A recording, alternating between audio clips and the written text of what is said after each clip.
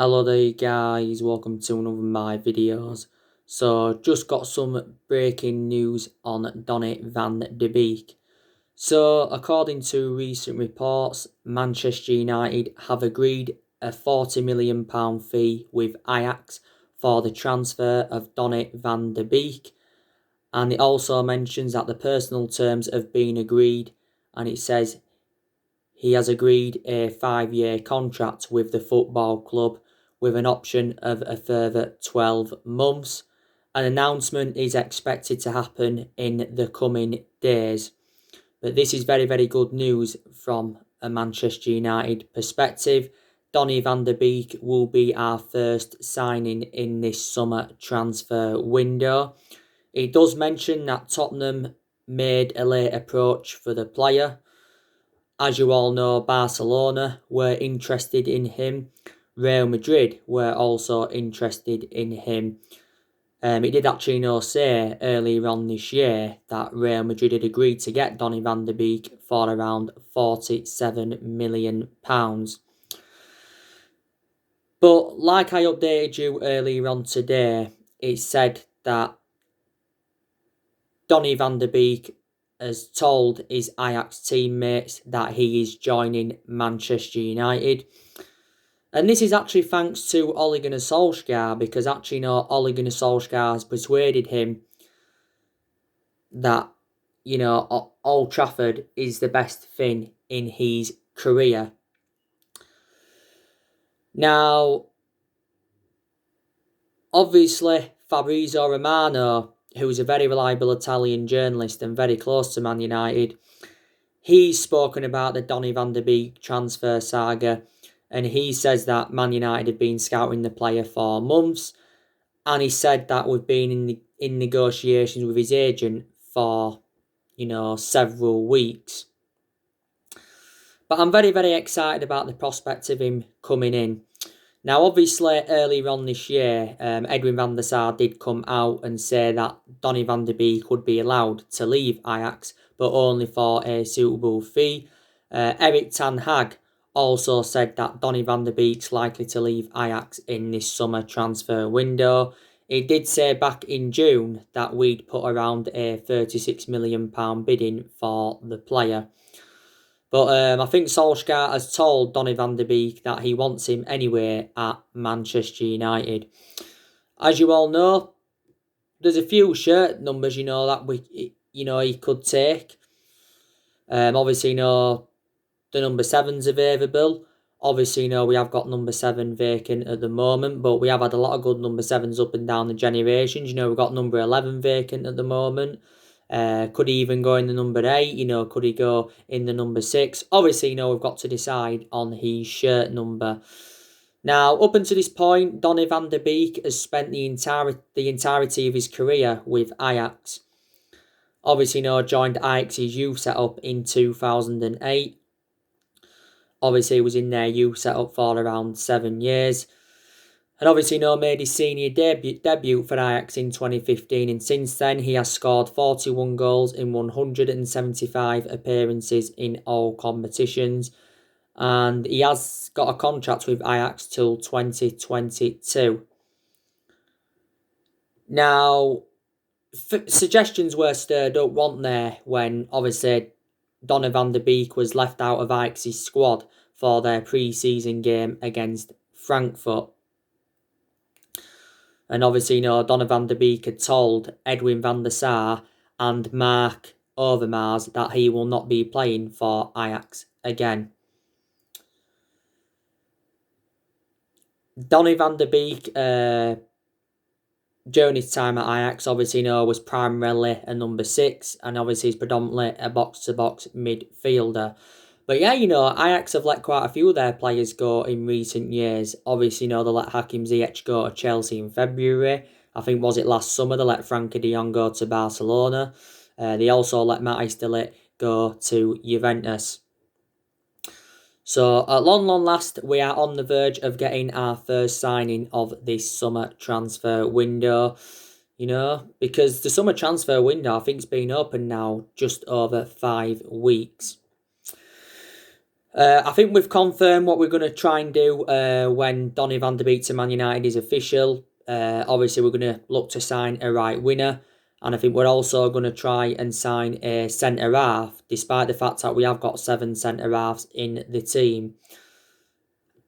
As you all know, Jadon Sancho, he still remains on our agenda. Jack Grealish, he still remains on our agenda. You know, there's been so many players on our agenda, but I think Solskjaer did say he wants Manchester United to make around 3 signings at least in this summer transfer window. You know, hopefully Donny van de Beek's not the only signing that Man United are going to make. I'm hopeful now we can build on that and try and get another 2 or 3 signings in after Donny van de Beek, because, you know, Solskjaer's obviously confirmed he's looking to improve the squad. He obviously, you know, publicly admitted that Manchester United have got to spend money in this summer transfer window if obviously we are to compete with the likes of Manchester City and Liverpool. But honestly, Donny van de Beek, I think he'll complement our midfield well. I think he'll go well alongside the likes of, you know, Paul Pogba and, you know, Bruno Fernandes. And, you know, he is only the age of 23, so he's still very, very young and he has got a lot of development in him. You know. But like I said to you recently, I said, didn't I, you know, Man United are starting to lose patience with the board, because obviously we've been very, very critical of Woodward and the Glazers for several years. There's main explanations behind that, obviously, you know, reflecting on how poor our recruitment policy's been for several years, and obviously, you know, we've overpaid for players in recent years as well. Woodward's been at the football club since 2012 and the Glazers have been at the football club since 2005. You know, you saw one of my recent videos I did and I said Solskjaer does need help. And I said it would, you know, it would be beneficial if Manchester United did get a director of football in.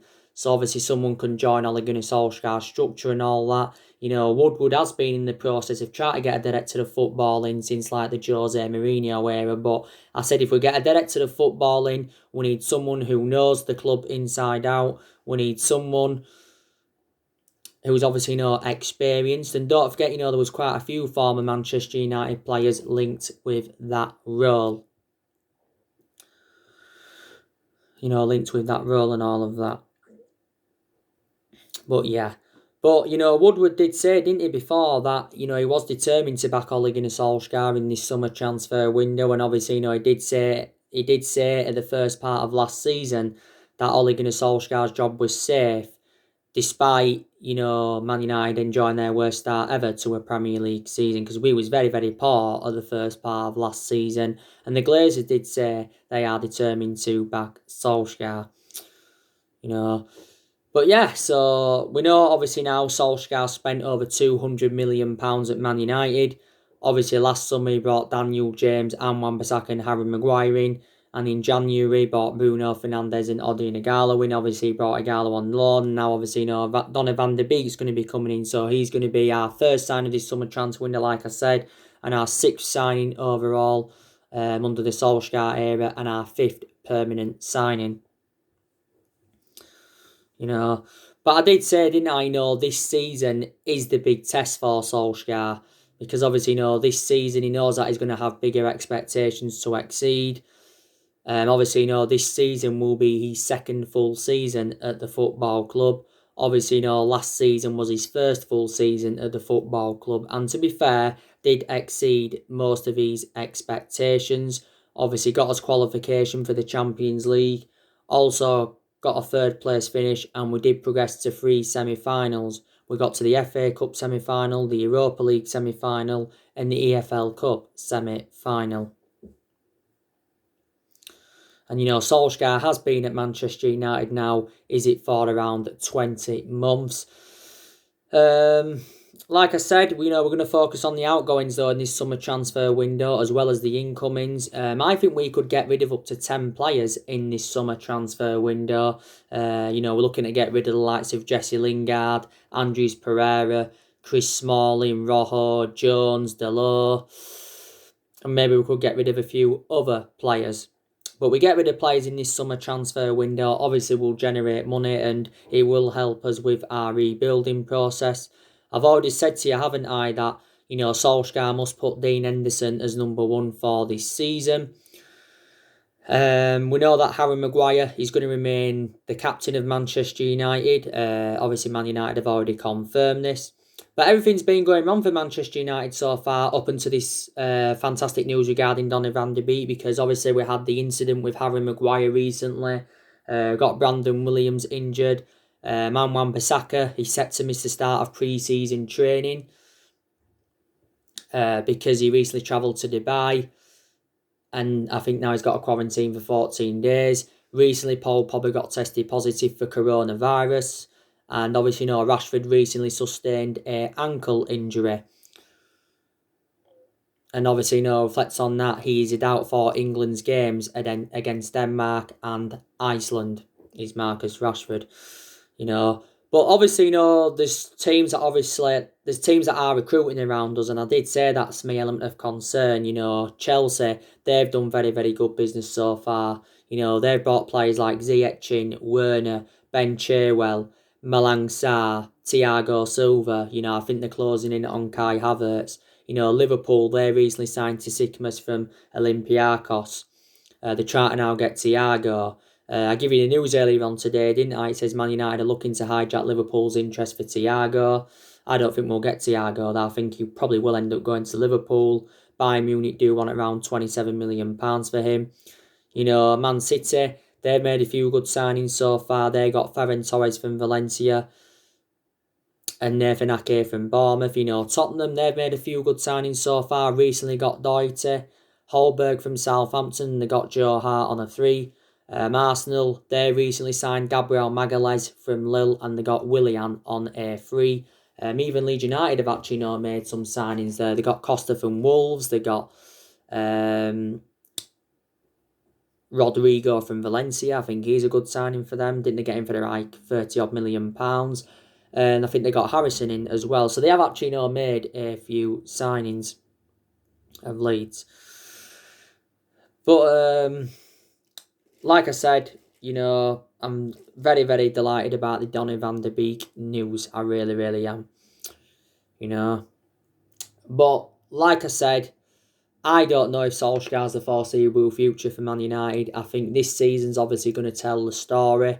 Like I said, it is a transition period for Man United, and it has been a transition period for a while. Like I've said to you before, Solskjaer is inheriting a squad that is worth £700 million, disregarding who he's brought into the football club. Like I said, Mourinho brought 11 players in, spent around 400 million, or was it just under 400 million? Louis van Gaal, he brought around 16 players in. He spent just around, was it 200 million or just over 200 million pounds? The vast majority of the players Van Gaal brought in have now left.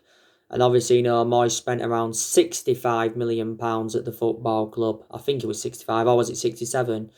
He brought 2 players in. So we've recruited a good 32, 33 players in since Alex Ferguson's retirement. So I think in total what we've spent, including what we spent under Solskjaer, we have spent nearly £1 billion.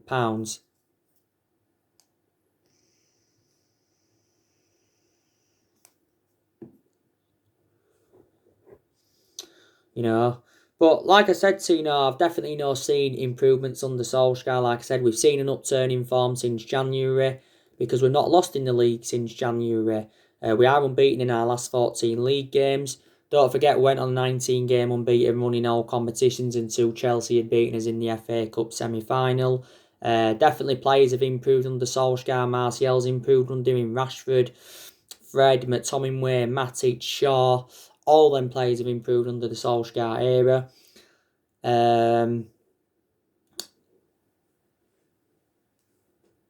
I think, Solskjaer promoted the youth very, very well last season. He's got rid of a lot of the deadwood since he got recommended into the football club.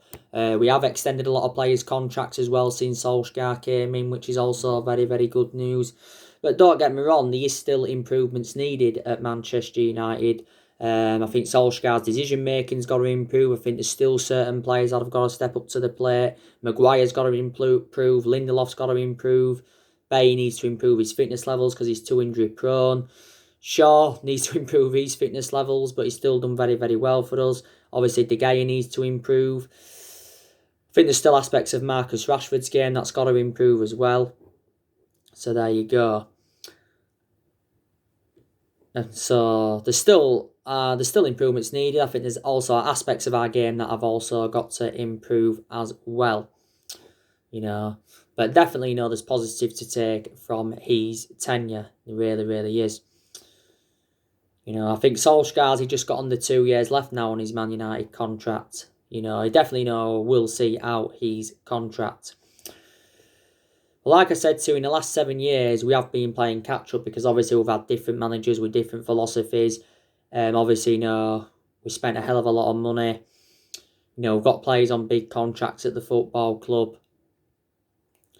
Like I said, it's going to be hard for any manager at Manchester United to replicate Ferguson's legacy or to last as long as Alex Ferguson did. In the last 7 years, we've only won 3 trophies, and that was the FA Cup under Van Gaal and the Europa League and the League Cup under Jose Mourinho. But in the entirety of our history, we have actually won 45 trophies.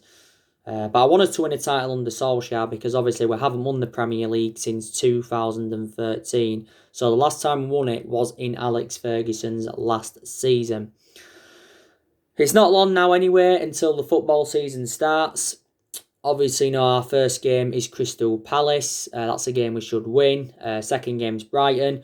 But like I've said to you before, within our first 7 games, we have got Arsenal, Chelsea, Tottenham and Everton, and they're all going to be very, very difficult games. So it's very, very imperative that we do have a strong start to the season. And we need some silverware on the board this season. We really, really do. So yeah. So anyway, guys, that's everything to update you with today. Drop your comments, likes below on the channel. If you do, consider subscribe as always. And take care. God bless. And I'll see you all again very, very soon. Thanks for watching.